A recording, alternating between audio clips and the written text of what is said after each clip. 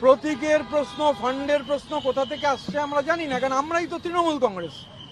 তো তৃণমূল কংগ্রেসের প্রতিনিধিরা, তৃণমূল কংগ্রেসের all India chairperson Shri Arup রায়ের নেতৃত্বে আমরা 10 জন সব মিলিয়ে, আমাদের এনডব্লিউসির মেম্বাররা, এমএলএরা, প্রাক্তন মন্ত্রী শ্রী স্নেহাশিস চক্রবর্তী সহ আমরা আজকে এখানে ইলেকশন কমিশনের ফুল বেঞ্চকে মিট করেছি।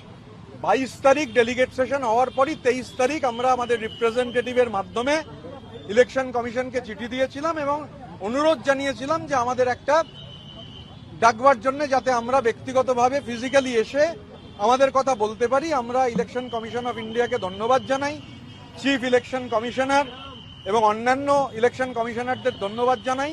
তারা পুরোটা আমাদের কথা শুনেছেন এবং জানিয়েছেন যে তারা যত তাড়াতাড়ি সম্ভব আমাদের কাছে জানাবেন। আমি যে কথাটা খালি বলতে পারি, আপনারা বলছেন না যে আসল তৃণমূল কংগ্রেস, আসলে দেখুন এখানে আমরা যারা আছি কেউ ব্যক্তি নই, আমাদের লড়াইটাই ইন্ডিভিজুয়াল কাল্টের বিরুদ্ধে। তৃণমূল স্তরের একটা পার্টি যেভাবে একজন চার্টার্ড ব্যুরোক্র্যাটের দ্বারা হাইজ্যাক হয়ে গেছিল, যে পার্টি একটা পারিবারিক সম্পত্তিতে পরিণত হয়েছিল, একটা প্রাইভেট লিমিটেড কোম্পানিতে পরিণত হয়েছিল, আমরা যারা এখানে মিলিত হয়েছি তারা সবাই সেই ইন্ডিভিজুয়াল কাল্টের বিরুদ্ধে লড়াই করছি, কালেকটিভের লড়াই। আমরা এখানে কেউ আমি নই, আমরা এখানে সবাই আমরা।